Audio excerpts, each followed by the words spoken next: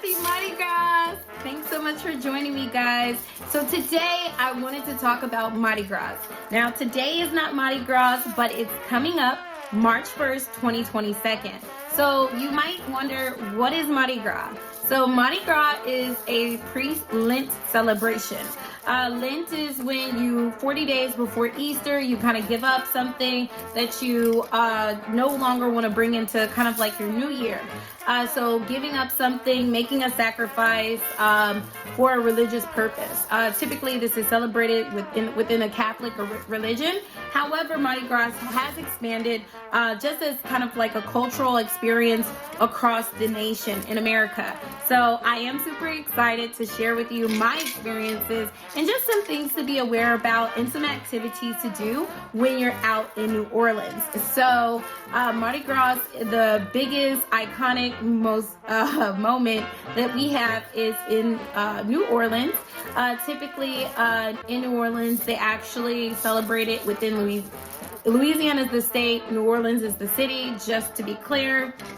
Sorry, but it is an opportunity for you to celebrate one of those iconic moments that we talked about. So I wanted to kind of come to you early because you still have time to book a flight.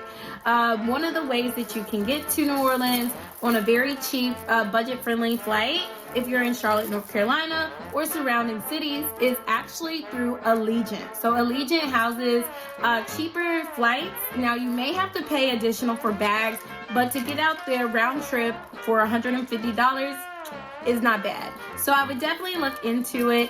I did utilize Allegiant myself. I've also gone through just the regular Charlotte Douglas Airport and gone through American Airlines. So it does depend. Do your research. We'll talk about how to find those cheap flights in a later video. So make sure to keep watching. But today I wanted to share my experience.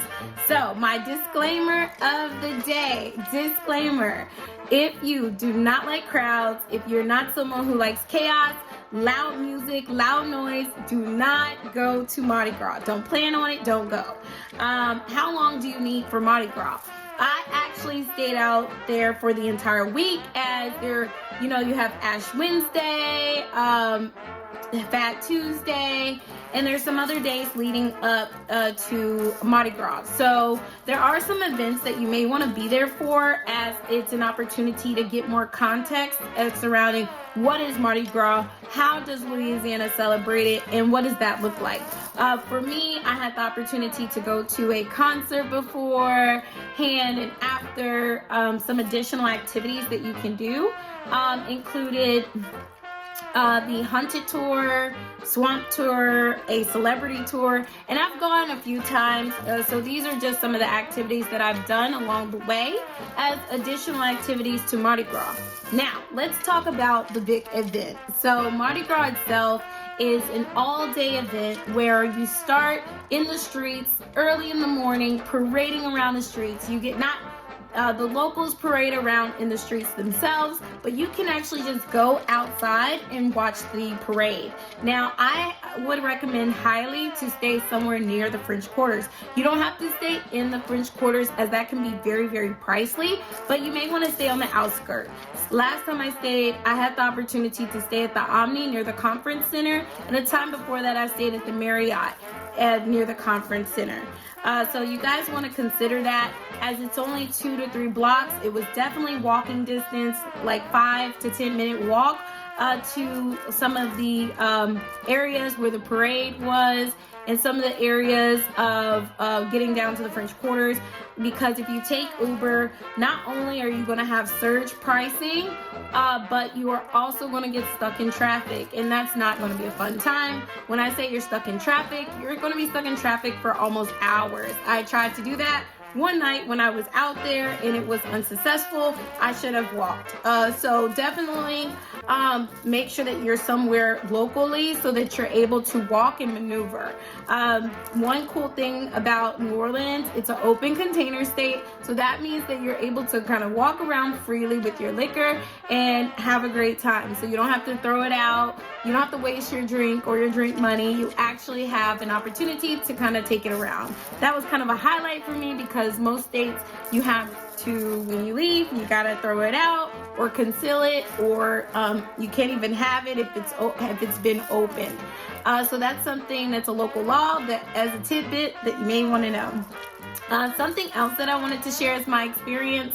The parade. So you're like, well, where's the parade? There's some streets that the parade will always go down. St. Charles is a street that is popular, that's popular, and you're able to go down it.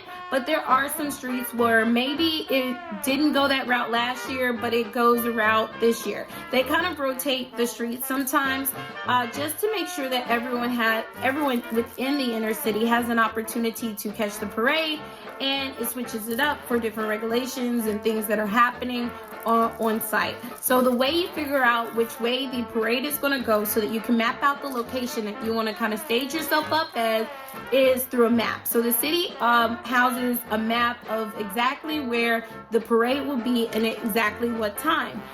It's an opportunity. You don't have to necessarily stake out like you may have to for like the New York ball drop, but you do want to get out there as early as possible. The parade starts around like 10 a.m. and when I say people are out there, they are. You don't have to pay for a seat. It is standing. Here's a video of what it looks like on the streets. It's super exciting. So take a minute and think, if you want to be sitting or standing. If you are sitting, you're going to bring a chair. So that may be something you want to pack or purchase once you get on site. And if you bring a chair, you're going to have to carry it around. So I highly suggest just stand up. If you get tired, you can always go into like a local shop or a restaurant and have a seat. They do have like local McDonald's and things. McDonald's was busy. I would not recommend to go there. But there are other local restaurants where it is seated. There may be a time limit on it, but it does provide you with a way to kind of rest up while going through this process. As the entire parade, it starts at 10 a.m. and it goes typically until 4 p.m. Now the party doesn't stop at 4 p.m. At 4 p.m., most people go straight to Bourbon Street. Bourbon Street is widely known for all its clubs, bars, restaurants you can think of. There's typically, I received this from a actual local in New Orleans, but they said there's typically 1 million people on Bourbon Street after Mardi Gras. So just imagine almost 3 million people live in Jamaica, so the size of a country all on one street. So it gets pretty crazy and it's pretty exciting. Now, one question I do get asked is, how did you get these beads? Well, yeah. So some people do like, show their chest for some beads, but no, I didn't show my chest for some beads. I actually just got them on the parade. So the parade, they kind of see you. You're like, hey, I had a really great spot and was able to catch a lot of beads. A lot of people are in the streets trying to grab their attention, and it gets pretty serious because they don't just throw out beads. They throw out like umbrellas, hats, t-shirts. They throw out so much stuff. So a lot of people on the street get very aggressive, as there's some people locally that resell them. There's some people who collect these things from year to year.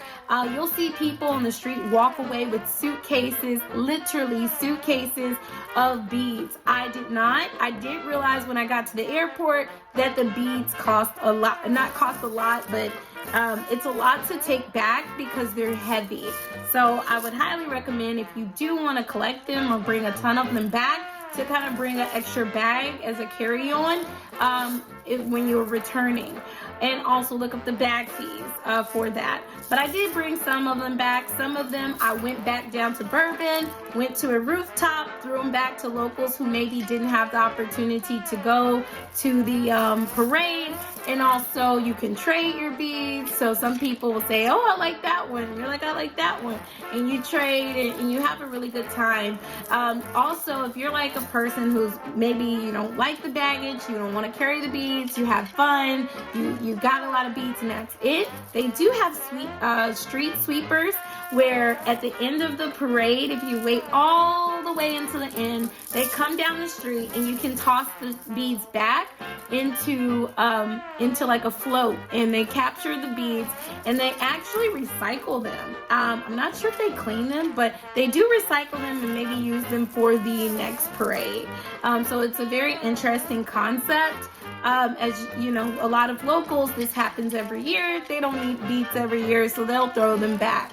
Also, it saves the local people who are actually in the float. It saves them a ton of money from having to purchase more beads. It costs a lot to be a part of that particular parade, so maybe creating cost-efficient ways to recycle is good for not only the environment but for the locals as well too. So definitely it's important that if you do not want them, don't throw them away, just throw them back, give them to a local, or make sure that they get in someone's hands versus in the trash can. But those are just some helpful tips I wanted to share with you surrounding Mardi Gras. You guys still have time. Mardi Gras is March 1, 2022. I want you guys to be a part of those iconic moments, so book that flight. Here's some a flight deal below in the comments. Don't forget to like, share, and subscribe, and have a great day. Bye.